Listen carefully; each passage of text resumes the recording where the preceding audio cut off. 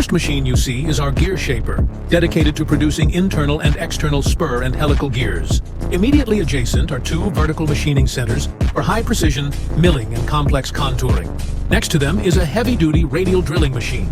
Across from the machining centers is our conventional lathe section, equipped with 7 manual lathes of varying swing capacities. These lathes handle rough turning and preparatory operations, preserving tool life and maintaining long-term accuracy on our CNC equipment.